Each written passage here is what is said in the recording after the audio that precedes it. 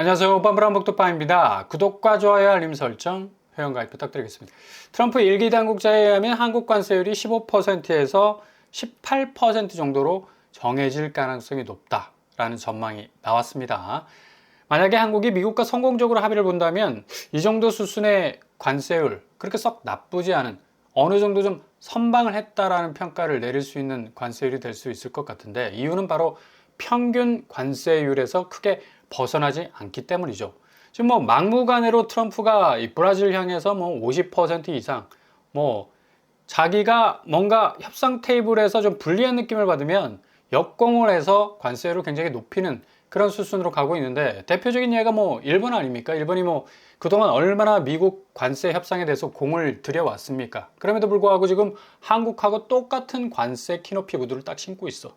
그동안의 모든 노력이 정말 이시바 총리 그 이름대로 뭐 욕설이 나올 것처럼 미국이 지금 뭐 일본에 대해서 엄청난 관세 이유를 상당히 빡빡하게 던져줬는데, 일본 입장에서는 굉장히 억울할 수밖에 없겠고, 이거 뭐 뒤통수 맞는 그런 느낌적 느낌이 들 수밖에 없을 겁니다. 트럼프는 뭐 시종일관 일본과는 서한 그대로, 그러니까 자기가 일본 측에 보낸 공식적인 문서 그대로 갈 것이라는 가이드라인까지 지금 내놓고 있는데, 25% 관세는 전혀 철회될 가능성이 보이지 않는 반면에, 한국이 만약에 15% 정도의 관세율로 낮춰간다면 상당히 선방할 수 있는 그런 어떤, 일본과는 조금 결이 다른 어떤 협상에 유리한 고지를 점할 수 있는 수순으로 갈 수도 있겠죠. 일본은 뭐 당초 상호 관세율 24%보다 1%더 높였어. 마지막에 가서 1포인트의 키높이 구두를 더 갈아 신으라고 주문을 했습니다. 그래서 25% 관세를 때려 맞았는데, 일본 입장에서는 굉장히 황당할 수밖에 없고요. 그래도 나름 그동안 신중한 모드로 정말 관세 협상에 임했던 한국 정부로서는 뭐 새로운 어떤 관세 협상의 전기점을 좀 맞이할 수 있는 그런 수순으로 가지 않을까라는 또 전망도 해볼 수가 있겠고요. 이렇게 트럼프가 계속적으로 관세 압박을 할 수 있는 가장 기저의 근자감, 근거 있는 자신감은 다우, 나스닥, S&P 500, 미국의 자본시장이 뭐 관세 협상에 의해서 굉장히 수축되고 위축되고 뭐 거의 빠그러지지 않겠나라는 그런 전망까지도 나왔었는데, 오히려 최근 들어서 더 보합세가 강보합세로 바뀌면서 상승세로 가고 있고요. 비트코인 역시도 지금 뭐 역대 최고치를 찍고 있는 그런 상황. 그 자본시장, 금융시장, 너나 나나 할 것 없이 그 두 축이 뭐 계속해서 엔진이 식지 않고 달려주고 있으니까, 트럼프 입장에서는 뭐 자신감이 생길 수밖에 없는 거죠. 지금 뭐 환율도 1390원을 찍고 있고 1400원까지 열어놓지 않으면 안 될 정도로 상당히 심각하게 미국의 환율 폭등 상황이 전개되지 않을까 하는 불안불안한 어떤 이 느낌적 느낌을 가질 수밖에 없는 거, 그만큼 지금 미국의 자본시장이 지금 엄청나게 뛰어오르고 있는 그런 수순에 있다는 얘기죠. 지금 미국 국채 역시도 10년물이 4.4,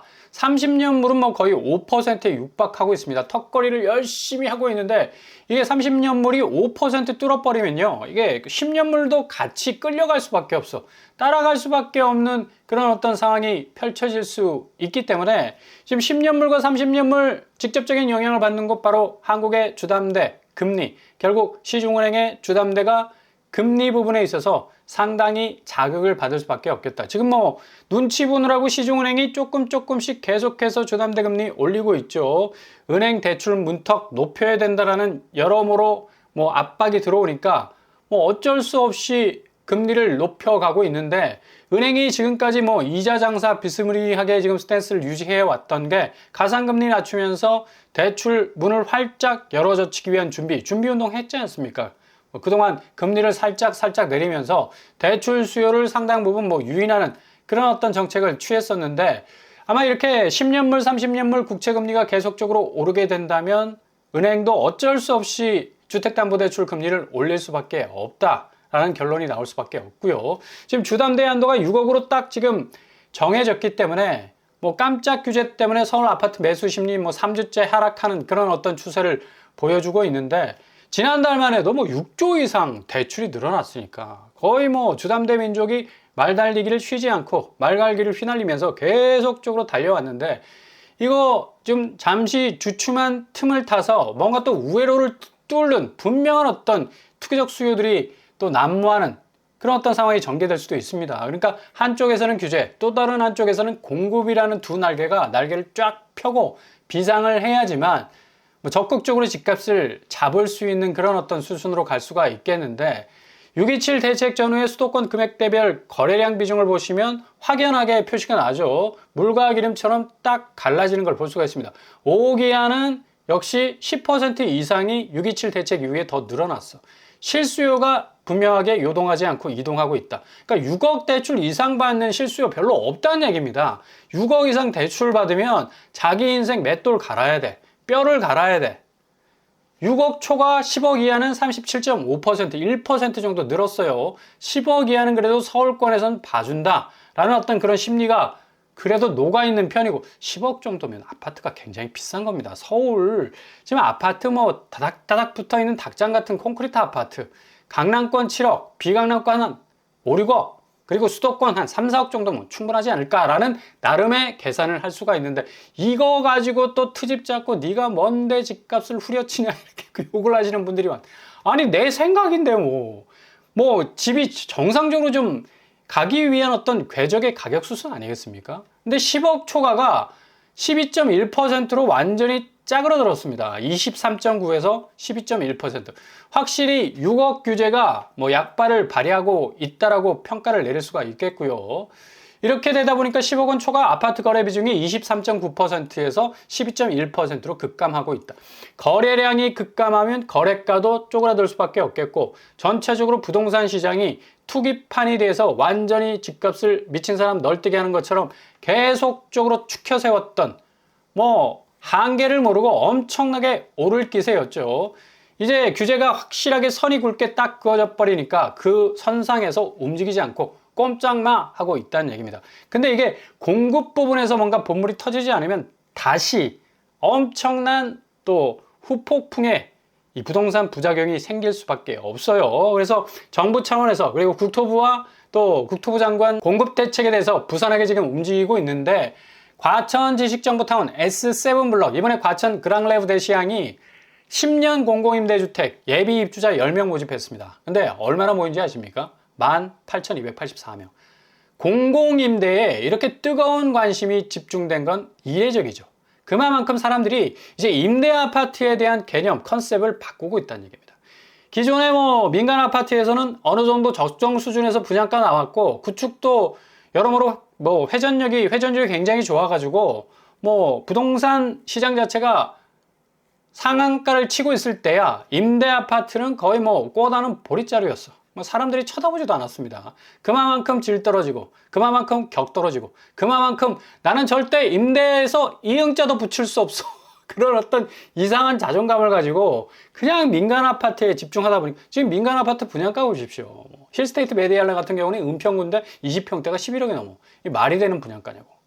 그리고 구축은 하루 자고 일어나면 1억씩 오른다는 그런 어떤 소식이 들릴 정도로 집값 자체가 비정상적이었기 때문에 이제 안정적 임대 환경이 어느 때보다도 필요해졌다. 그래서 과천지식정보타운 같은 좀 입지적으로 유리한 쪽은 상당히 임대 아파트가 나와도 인기가 올라갈 수밖에 없는 거죠. 보증금 1억 2천에 월 임대료 90만 원 정도.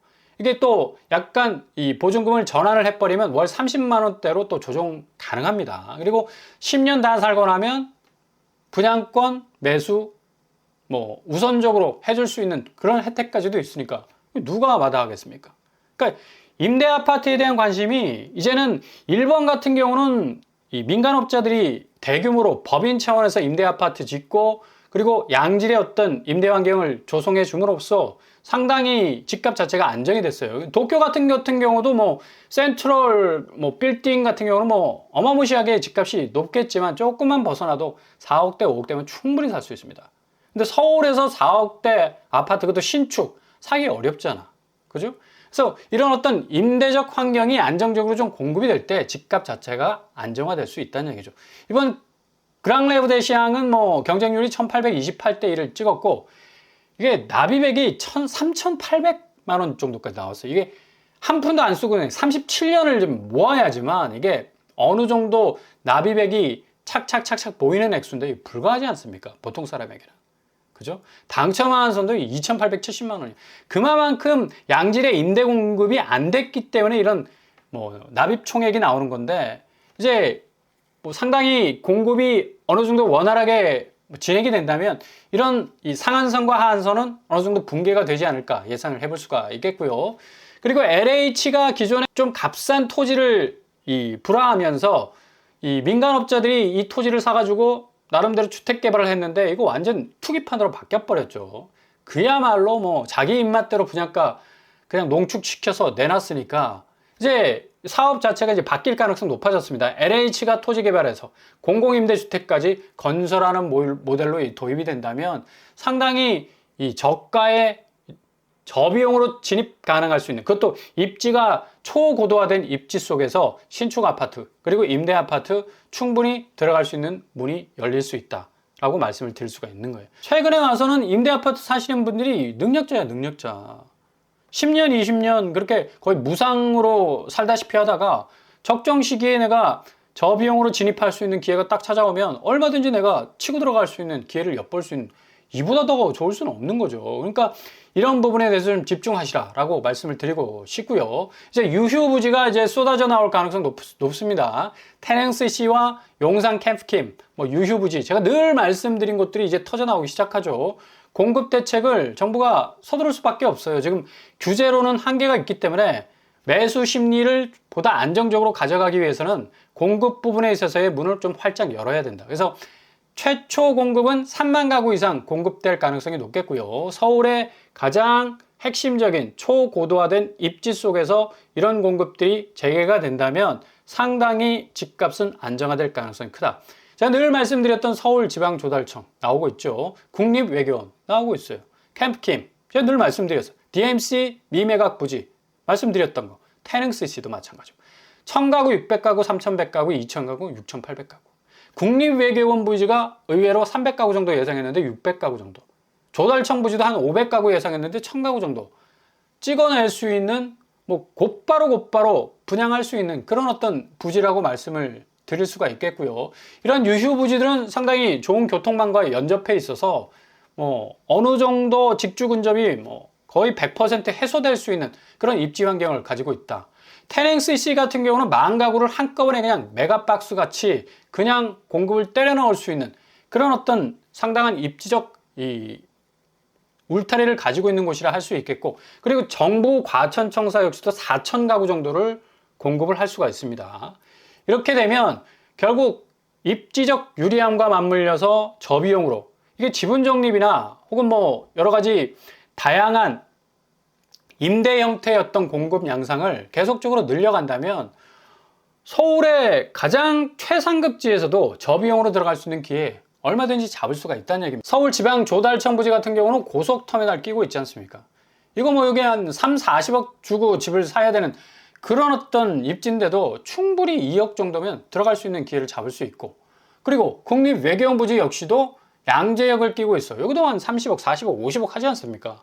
뭐 아파트가 뭐 기본적으로 이런 어떤 가격 레벨을 붙이고 있는데 어떻게 손이 갈 수가 있겠어? 전혀 뭐 접근 불가한 그런 어떤 곳이라고 할 수 있는데 충분히 들어갈 수 있는 또 가능성도 있고, 캠프킹 같은 경우는 용산에서 가장 뭐 초고도화된 입지를 가지고 있는 곳이라 할 수 있겠죠. 남영역 가까워, 그리고 삼각지역 가까운, 뭐 굉장히 사통팔달의 입지를 가진 곳이라 할 수 있는데 여기도 뭐 한 1000가구 이상이 나오게 된다면 굉장한 어떤 공급의 물줄기가 될 수가 있겠다. 그리고 테넹시티 부지 역시도 지금 계속해서 공론화됐는데 이게 밀리가 하다 보니까 결국에 와서는 지금까지 뭐 공급이 완전히 막혀 있는 상태에서 이번에 유휴 부지로 풀리게 된다면 상당한 어떤 공급 드라이브를 걸 수 있는 하나의 분기점을 마련할 수 있다는 얘기죠. 갈매역이 상당히 가까운 그런 유리한 입지를 가지고 있고요. 과천 청사 부지도 이게 뭐 숲세권, 청사 앞에 뭐 굳이 숲세권 만들 이유 없죠. 뭐 물론 지역 주민들의 어떤 반대가 거세가지고 지금까지 이게 제대로 추진되지 못했는데 확실하게 지금 정부 청사역을 끼고 있는 유리한 입지를 가지고 있고, 이게 유휴 부지라는 게 자체가 지금 과천도 공급이 없어. 아파트 공급이 없었고 이렇게 강남과 가까운 입지 때문에 과천이 자고 일어나면 1억씩 올랐던 그런 전적이 있지 않습니까? 이거 깨부시자 이거예요. 그래서 분양가 상한제나 공고임대나 또 지분 적립 같은 것을 뭐 넣기 시작하면 여기도 어느 정도 주택에 대한 어떤 가격 선상이 충분히 평균적으로 내려올 수 있는 가능성이 있다는 얘기입니다. 그러니까 기존의 부동산의 어떤 기득권적 가격 가치, 그 선상을 좀 끌어내려야지만 전체적으로 부동산 자체가 뭔가 정상화될 수 있는 가능성이 높다는 얘기입니다. 지금 국민 순자산이 엄청나게 증가를 해서 뭐 1200조 정도를 뭐 뚫고 나가는 그런 어떤 기염을 토하고 있었다라고 한국은행이 발표를 했는데, 이거 자세히 들여다보면 증가압률이 뭐 5.3% 증가를 했어요. 근데 이게 비금융자산에서 증가했다니. 무슨 말입니까? 집값이 뛰었다는 얘기죠. 집값이 널뛰게 했다는 얘기. 이게 어찌 보면 죄다 한국의 비금융자산 부분은 대출로 떼어놓은 그런 어떤 이 자산의 시스템을 가지고 있기 때문에 이 증가분이 352조. 결국 부동산이 올랐기 때문에 자산이 증가했다는 건데, 이거 결국에 가서는 글로벌하게 따지자면 한국문이라는 그 문을 딱 열고 나가면 증발할 수밖에 없습니다. 이게 교차되는 자산이 아니잖아. 결국에 가서 자본시장이 왔다 갔다 하면서 그 자본이 만들어내는 어떤 수익률을 바탕으로 한 게 아니라 죄다 은행에서 자금을 몰고 와가지고 집값 띄우고 자전거래하고 미등기하고 그런 식으로 서로 짜고 치는 것과 더불어 순자산을 끌어올린 그런 어떤 이 부정적인 어떤 영향도 있을 수 있다는 얘기예요. 그래서 이게 다 금융자산으로 좀 이동을 해야지만 전체적인 어떤 순자산의 건전성이 회복될 수가 있는데, 단순히 이 국민 순자산 2경 4천조 5.3% 증가한 사실만으로도 순자산 늘었네, 우리나라 국부가 늘었네 라고 평가를 할 수 없다라는 얘기입니다. 그죠? 그러니까 그만큼 지금 집값 자체가 정상적으로 좀 내려와야 된다라고 말씀을 드리는 것이 바로 이런 국부와도 연관된 아주 직접적인 어떤 핫라인이라고 볼 수가 있습니다. 지금 이런 의미에서 지금 628 대출 규제로 인해서 서울 집값이 상당히 지금 뭐 그 파이가 떨어져 나가고 있는 상황을 지금 우리가 지켜볼 수가 있는데, 이게 8월 되면 더 무섭게 하강할 가능성이 굉장히 많아요. 송파구 헬리오시티가 7억 5천 하락했죠. 최고가 대비 25% 떨어졌어. 근데 중요한 건 이렇게 22억 거래가 나오자마자 그 다음날 29억 5천이 나왔어. 최고가 찍었어. 야, 이거 커버 치지 않았을까라는 또 느낌적 느낌도 들고, 확실하게 역시 호가라는 이 방어 세력은 그만큼 기민합니다. 그러니까 어느 정도 집값 자체가 하향화로 좀 떨어져 나가고 있으면 그걸 막으려고 역으로 또 들어오는 그런 태클들이 많다라는 얘기죠.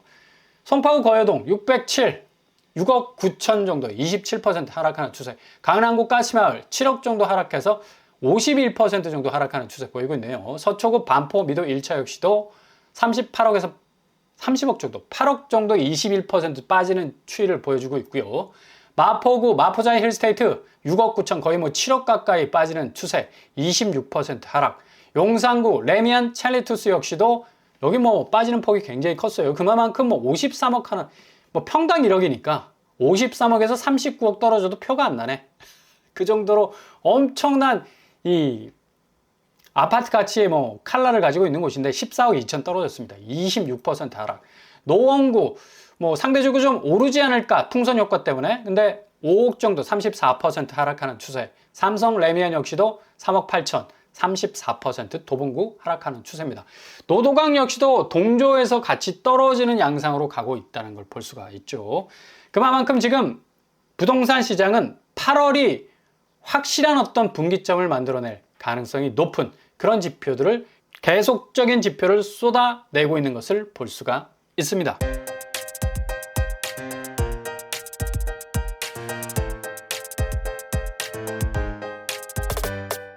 오늘의 부동산 캐리커처, 역시 지금 상황에서 가장 중요한 거는 관망세다. 일단은 신중하게 잘 지켜보실 수 있길 바랍니다. 이게 그냥 막연하게 기다리는 게 아니야. 다음 달부터는 또 엄청나게 집값이 조정될 가능성이 높기 때문에 기회를 잡기 원하시는 분들은 잘 디테일하게 살펴보신다면 확실하게 집값이 저비용으로 들어갈 수 있는 비상구가 딱 열리게 될 겁니다. 그 타이밍을 좀 잘 잡으셔야 되고요. 확실하게 정상화되는 어떤 집값 추이가, 이게 모든 자본이 또 자본시장으로 또 이동하게 된다면 이 순자산의 이 밸런스는, 균형은 잘 또 그 톱니바퀴가 착착착 맞아서 진행이 될 가능성이 높아서 앞으로 코스피 시장, 자본시장은 더욱더 단단하게 또 성장할 가능성도 높아지고요. 이모저모 좀 잘 따지셔서 신중하게 접근하실 수 있길 바랍니다. 오늘도 응원합니다. 항상 여러분에게 꽃길만 되실 수 있길 바랍니다. 이상으로 빰뿌랑 북덕방을 마치겠습니다. 구독과 좋아요 부탁드립니다. 감사합니다.